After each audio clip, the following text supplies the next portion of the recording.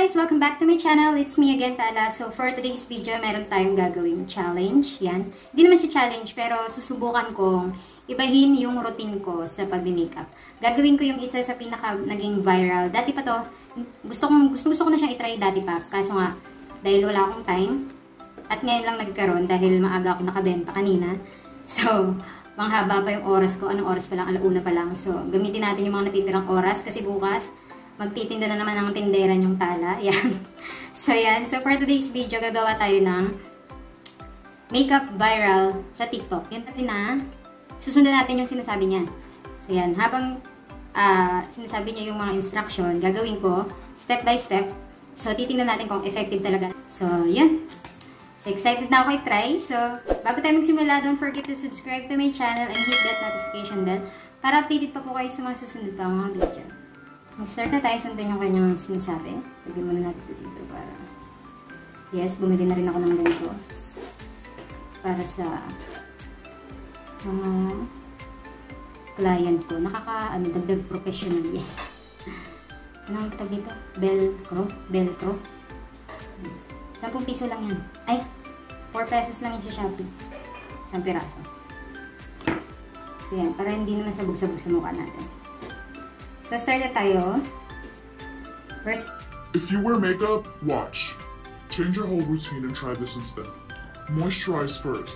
So, moisturize daw muna. Moisturize muna ang ating face. So, naggilamos lang ako, nagsabon lang ako ng mukha para malinis naman ang ating mukha.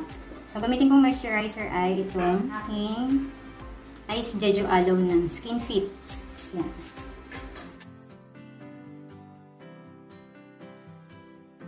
So, yan.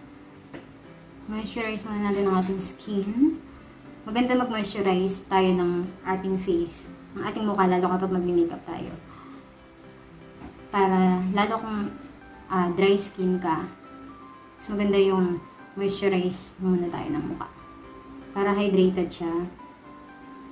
Pwede din yung mga sunscreen, ganyan. Kung nagaganon kayo. So, ako naman di lumalabas eh. Pero sabi nila, mas maganda pa rin yung nagsa-sunscreen tayo. Kahit nasa loob ng bahay. So, yan. So, natuyo na siya.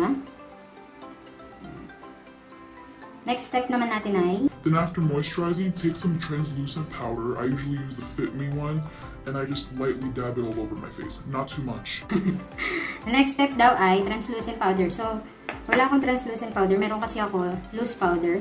Yung aking Fashion 21. Kaso, medyo madilaw siya. Gamitin ko to Johnson & Johnson na Fashion laman. Konti lang naman yung kailangan natin. So, kulang tayo ng konti. So, yan. Lagay daw sa all over my face. Konti-konti lang.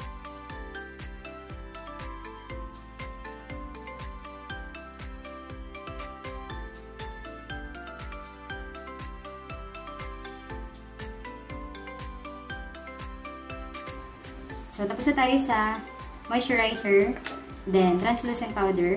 Next naman ay... Then, take some setting spray. Could be any setting spray. I usually use the NYX one. Okay. Setting spray. Ang setting spray na meron ako ay itong Evian. Ito yung pinakamurang nabibili ko. So, nabibili ito sa Watson for only 199 pesos. Setting spray daw.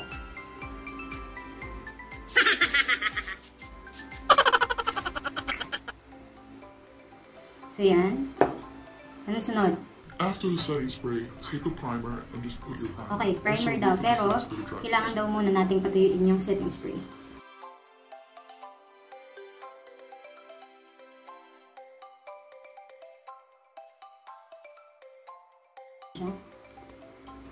Tapos, mayroon pa pala akong isang itatry na hack. Yung sa nose contour. Yan. After ng foundation, kasi foundation yung last step nito. So, mag-contour na tayo next. So, yung isa i-try ko, sa nose naman siya. Wala lang, gusto ko lang mag-makeup ngayon. Tapos, naisip ko nga mag-try ng makeup hack. Hindi ko pa yung nagagawa. Okay, tuyo na siya. Next naman natin ay, ano daw? Primer. So, ang primer na meron ako ay itong LA Girl Pro Prep High Definition Smoothing Face Primer. So, yan. tayo ng primer. Konti lang daw. So, yan.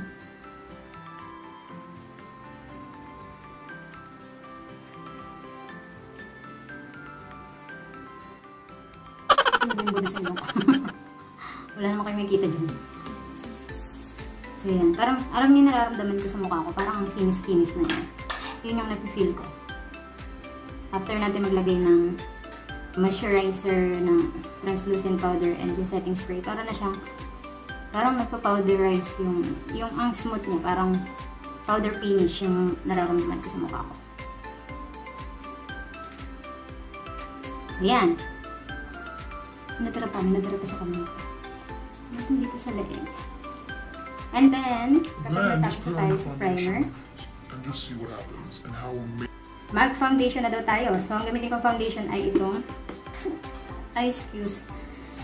itong aking L'Oreal Paris Infallible Matte Cover 24 Hours in shade 105 Natural Beige. So, ito ang gagamitin natin na foundation. Walang tayo ng konti. So, yan. And then, lagyan natin siya sa ating pagmumukha.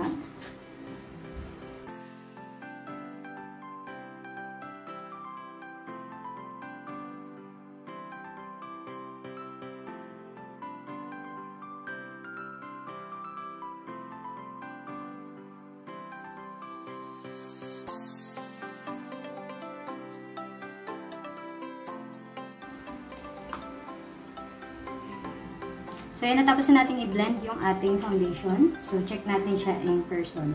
Kasi dito sa camera ko, maganda naman yung finish niya. Yan. Kung mapapansin nyo yun. Yan, o. Maganda yung naging coverage niya. At dito sa personal, dito sa salamin, maganda siya. Maganda siya.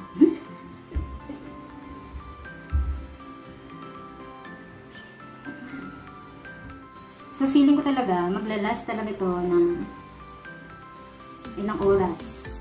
Kasi, parang, ang kapit niya na. Ang kapit ng product sa mukha ko. So, yan. Kahit batakan mo siya ng ganun, parang hindi siya mabitak.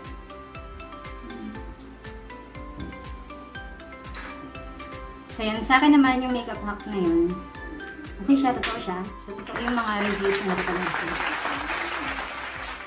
So, next naman natin na gagawin ay... Ba't ba ako nalilito? Ginagawa mo! So, next naman natin gagawin ay kilay muna para tayo. Magkikilay muna ako. So, alam niyo naman, matagal tayo magkilay. So, ito pass forward na lang natin ang ating kilay. As always.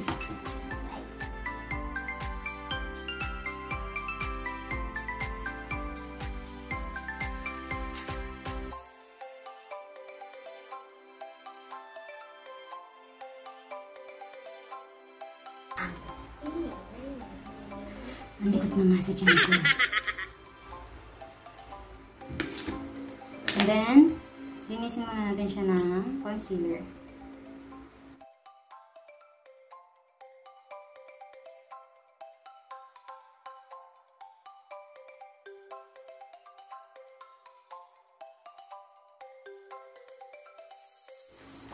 So, yan. Iset na natin ang ating face. And then, let's go for our next video sa ating contour.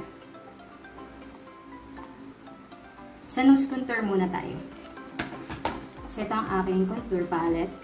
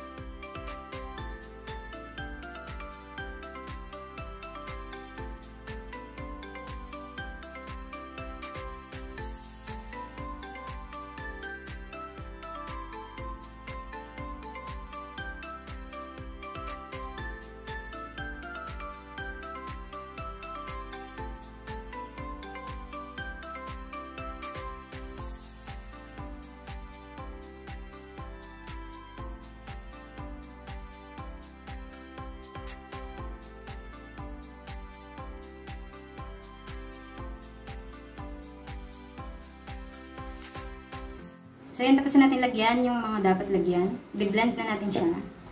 So, wala akong brush yung katulad ng kanya. Ito lang yung meron ako. So, i-blend na natin siya.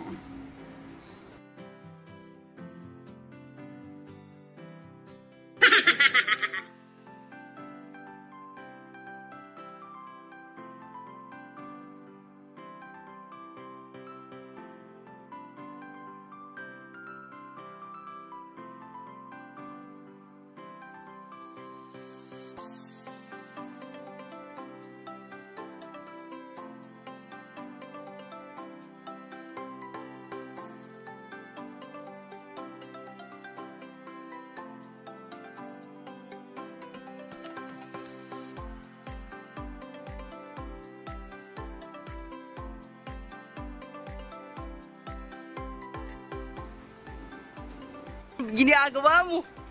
So yan, tapos na yung ating ilong. Hindi ako happy. Hindi ako happy doon sa ilong ko kasi parang lamilit siya na parang malapot dito. Yun. Ayusin ko na lang mamaya. So itutuloy ko na yung makeup ko. At doon sa tinry natin na hack. Yung foundation, okay siya. Good yun. Maganda siya pang pagka yung kailangan mo ng mga matagalang makeup. Maganda siya. Yan o. Maganda pa rin siya. And then, yung sa ilong, hindi ko siya bet. Baka iba-ibang ilong. Kasi sa ilong ko, hindi siya okay. Diba? Parang lumapad ko nga yung butos ng ulo ko. So, yan. Ngayon, mag-makeup na ako. Tatapusin ko na yung makeup ko. Kasi, konti na lang yung natitira sa aking minutes para makapag-video. Mapupuno na naman ang cellphone ko. So, tatapusin ko lang yung buong look and then mabalik ako.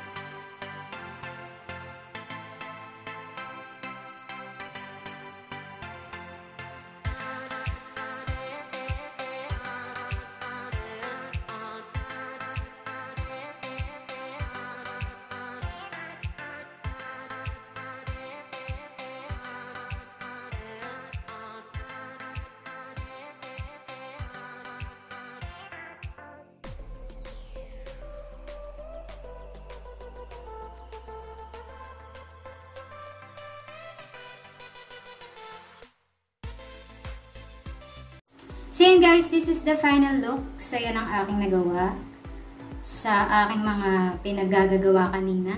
So, ito pa rin yung ating base. Base dun sa sa ginawa nating makeup viral TikTok video. TikTok makeup hack. Yan. So ito yung finish niya. So far naman, di naman siya nag-crease or what. Inayos ko lang yung sa may ilong kasi hindi nga ako happy dun sa kinalabasan ng contour ng nose contour hack. Yeah. Hindi ako satisfied dun sa pag-contour. So ito yung sarili kong pag-contour ng ilong. Alam, pangit yung busis ko. Pangit yung dating ko dyan. So, ayan. Parang may pagka-fox eye yung nagawa ko sa mata ko.